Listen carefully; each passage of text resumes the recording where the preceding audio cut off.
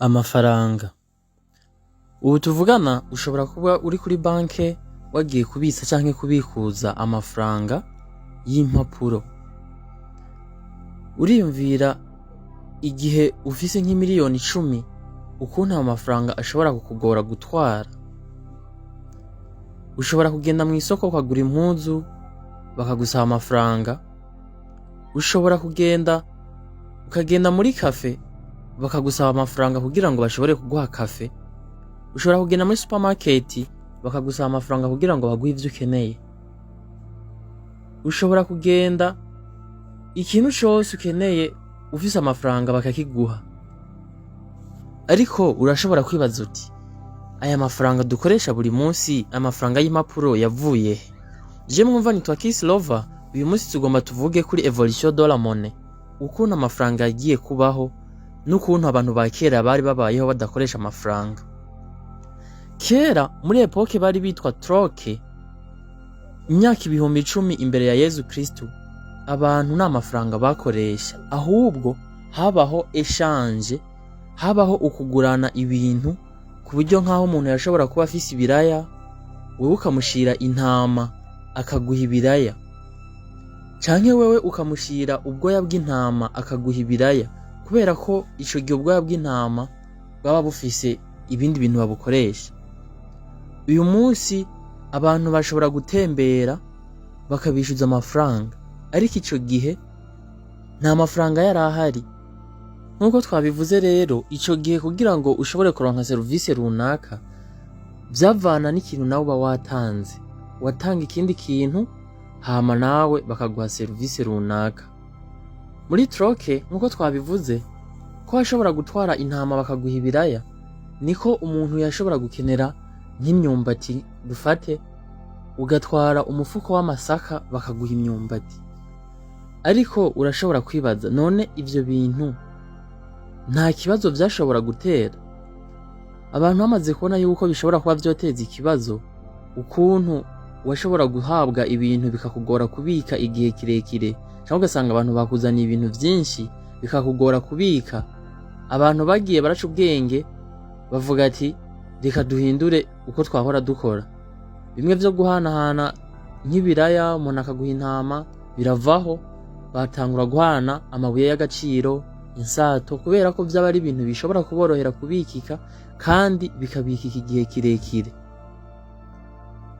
Inyuma y'igihe c'amafaranga mu buryo bw'amabuye y'agaciro n'insato canke ibindi bintu vy'agaciro, nahone vyagumye bikomeza guteza ikibazo ku mvo z'uko vyashobora kugorana mu kubikika. Abantu rero niho baciye biga gukora ibiceri cyangwa se ibingorongoro bivuye muri bwa butare canke y'amabuye y'agaciro. Ikingorongoro cose bakagiha uburemere bivanye n'agaciro bakigeneye. Bivanye na ryabuye ry'agaciro havuga ati turikozemwo ikingorongoro gifise grama zinganuku kugira ngo iki kingorongoro kizoshobore kuba cogura ibintu binganuku. Aho rero niho hari hatanguye kuvuka ico bitwa amafaranga. Inyuma yaho bagiye kubaho ikintu novuga yuko ariho amabanke yatanguye kuvuka. Banke zatanguye kuvuka aho abantu bo mu bihugu vyo muri Aziya vyegereye Ubushinwa bavuze bati reka twubake inzu, aba bantu amabuye tuzoze turayababikira, hama tubahe impapuro zemeza yuko tubabikiye amabuye, hama urwo rupapuro ruce rugira agaciro kangana n'akamabuye uwo muntu yabikije muri iyo nzu. Ico gihe warashobora gufata rwa rupapuro rwawe baguhaye muri ya nzu ukagenda kuri wa muntu afise inka, kubera we yuko uyikeneye, ukamuha rwa rupapuro mukavugana yuko aguha inka, nawe akagumana rwa rupapuro, ku buryo niyo azorutwara kuri ya nzu ibabikiye ya mabuye bazovuga bati uyu muntu turamubikiye amabuye. Naho rero inoti zatanguye kuvukira. Izo mpapuro nizo abantu baciye batangura kwita inoti. Ivyo bikaba vyatanguriye mu bihugu vyegereye Ubushinwa, kuko nibo bantu batanguye gukora uwo mugenzo wo kubika amabuye y'agaciro, hama bakaguha igipapuro cemeza yuko bakubikiye amabuye. Aho naho hari imyaka 2000 imbere y'ivuka rya Yezu Kristu, muri epoke bitwa Ancien Mesopotami na Egiputa, niho havuka uko gufata amabuye bakayabika mu nzu, hama bagatanga igipapuro cemeza yuko nyirubwite yabikijeho amabuye, hama bakamuha ico gipapuro. Ico gipapuro kiba arico twokwita inoti. Ivyo rero vyaciye bigenda birakwirakwira mu bihugu byose vyo muri Aziya n'Uburaya gushika bikwira isi yose. Nuko rero inoti zagiye zirabaho n'amabanki agenda arabaho, kuko amabanki niyo yakora izo mpapuro akazihereza abanyagihugu, hama abanyagihugu nabo bakaza barazihanahana ubwabo, mbere bigatangura kwambukiranya n'imipaka ku buryo washobora kuva nko muri Aziya ukaja mu Iburaya utwaye ca gipapuro cawe ukakivunja mu mpapuro zo uvuye muri Aziya, watanga igipapuro cyo muri Aziya bakaguha igipapuro cyo mu Burayi bivanye n'agaciro ico gipapuro caba gifise, kugira ngo ugeze i Burayi ushobore gukoresha ivyo ukeneye. Aho niho rero hari muri epoke ya Ancien Mesopotami. Ivyo biheze imyaka 1000 imbere y'ivuka rya Yezu Kristu gushika imyaka 500 inyuma y'ivuka rya Yezu Kristu, niho ibihugu vya Mediterane, ni kuvuga Abaroma n'Abagiriki, kubera ko ico gihe zaba ari intwaro z'abami, imiryango yarashobora gufata ibiceri ikabishushanyako ibintu biranga imiryango yabo, ugasanga nk'imiryango y'ibwami ifise ibiceri bifise ko ibishushanyo vyerekana yuko ari imiryango y'ubwami.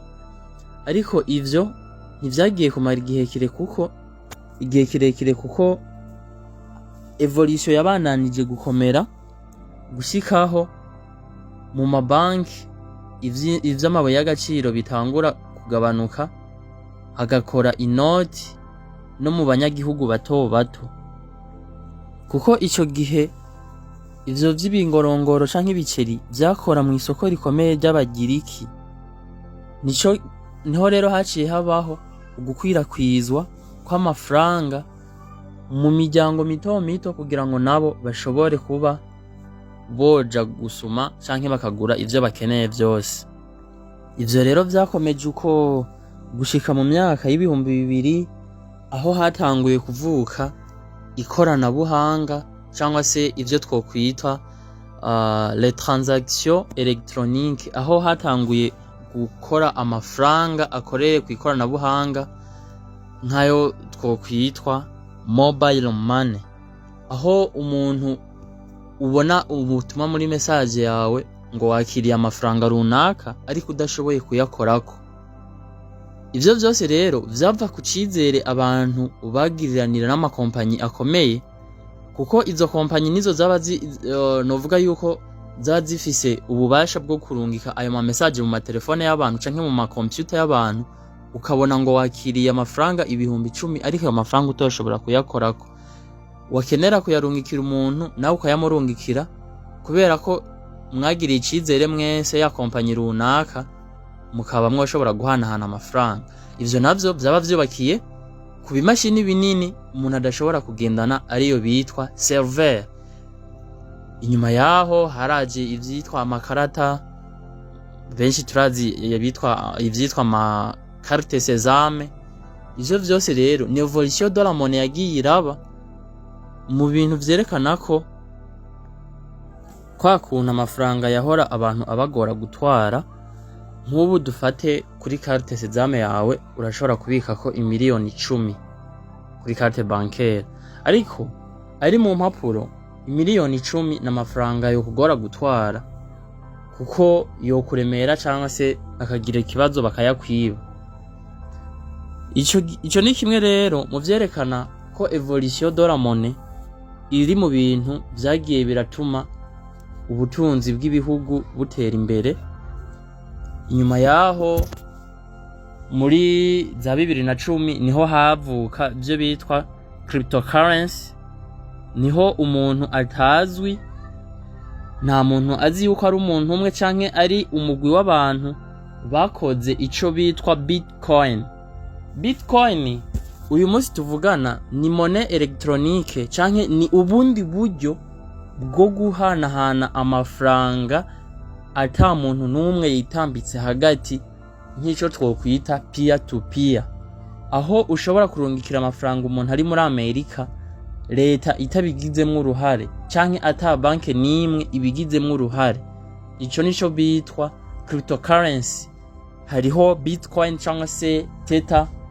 Ivyo bikaba ari mu bindi bimenyetso vyagiye birigaragaza muri evolution de la monnaie. Izo kandi zikaba zihari gushika n'uyu munsi. Ushobora kwibaza ati none izo Bitcoin zozo zagiye zirashikira abantu gute? Bitcoin habaye ico bitwa mining cyangwa se gucukura, aho ari amamashini akomeye cyane twokwita node. Muri bwa mbere twavuze server, ubu naho tugomba tuvuge amamashini yitwa node akora mining, donc a solve des problèmes mathématiques. Uko igira ubushobozi bwo gusolva les problèmes mathématiques, ikagenda irahabwa quelques pourcentage canke quelques jetons. Nuko rero le Bitcoin zagiye zirahabwa abantu. Izo Bitcoin rero uko abantu bagiye barazihabwa, abamwe barazinegrije, abandi bavuga ati reka dupfe kubika nta womenya, kubera ko ico gihe zari zifise agaciro kari hasi cyane. Ibaze yuko Bitcoin imwe yashobora kugurwa nka 0,001 $, ariko woraba isoko rya crypto, woraba amafaranga Bitcoin imwe igeze ku uyu munsi, wotangara ukumigwa. None twibaze evolution du monde canke evolution de la monnaie, ibi bintu bizoherera he? Uyu munsi turiko turinjira muri monde novuga ko twoshobora kwitwa cashless society. Ni kuvuga hazobaho epoke twokwitirira blockchain. Blockchain ni chaîne de bloc, ni kuvuga ni les transactions ziba ata muntu yitambitsemwo. Nta banki zavuga ngo aya mafaranga ngo ni genda ya jera, nta microfinance ivuga ngo ni genda ya jera.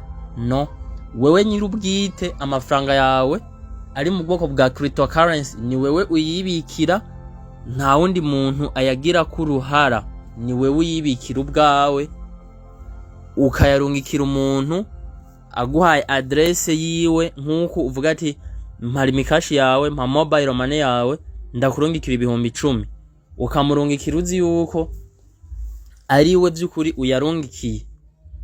Niho rero muri blockchain habaho ikintu twovuga yuko ari evolution biriko birazana impindura amatwara y'isi. Ciao ciao, yari Kiss Lover.